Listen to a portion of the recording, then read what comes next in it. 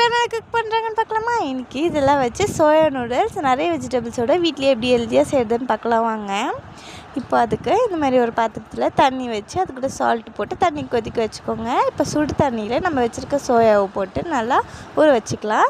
இப்போ நம்ம கொதிக்க வச்ச தண்ணியில் ஒரு டீஸ்பூன் ஆயில் ஆட் பண்ணி அந்த தண்ணி நல்லா கொதிச்சோடனே நம்ம நூடுல்ஸ் போட்டு வேக வச்சுக்கலாம்.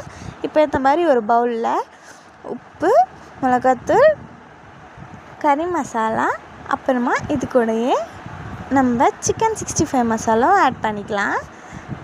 ஆட் பண்ணிவிட்டு 2 டேபிள் ஸ்பூன் தயிர் ஆட் பண்ணிவிட்டு இப்போ இது கூடயே நம்ம லெமன் ஜூஸ் 5 ட்ராப்ஸ் ஆட் பண்ணிக்கலாம்.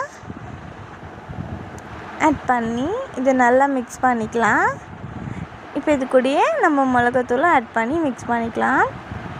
மிக்ஸ் பண்ணிவிட்டு இப்போ நம்ம ஊற வச்ச சோயாவை இதில் போட்டு நல்லா மிக்ஸ் பண்ணிக்கலாம்.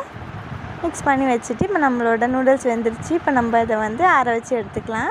இப்போ இந்த மாதிரி பேனில் ஒரு 3 டேபிள் ஸ்பூன் ஆயில் ஆட் பண்ணி நம்ம சோயாவை பொரித்து எடுத்துட்டு இப்போ அதே பேனில் பட்டர் ஆட் பண்ணி அது மெல்ட் ஆனோடனே ஆனியன், அது கூடயே குடமிளகா, கோஸ், கேரட், பீன்ஸ் இதெல்லாம் ஆட் பண்ணி நல்லா ஃப்ரை பண்ணிக்கலாம்.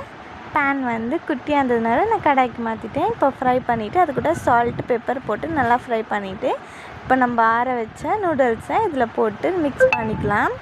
இப்போ இது கூடயே நம்ம பெப்பரும் நூடுல்ஸ் மசாலாவும் ஆட் பண்ணி நல்லா மிக்ஸ் பண்ணிவிட்டு இப்போ இது கூட நம்ம பொரிச்ச சோயாவை ஆட் பண்ணி மிக்ஸ் பண்ணிக்கலாம். இப்போ அது கூட லாஸ்ட்டாக கொத்தமல்லி தூவிட்டு இது பட்டாணி ஆட் பண்ணிக்கோங்க. இது ஆப்ஷனல் தான், உங்களுக்கு வேணால் ஆட் பண்ணிக்கோங்க, வேணாலும் விட்டுருங்க. இப்போ வாங்க நம்ம ஃப்ரெண்டுக்கிட்ட கொடுத்து டேஸ்டிங் கேட்கலாம்.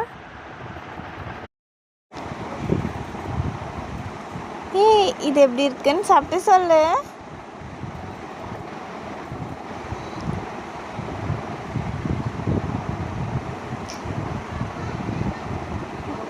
எப்படி இருக்கு?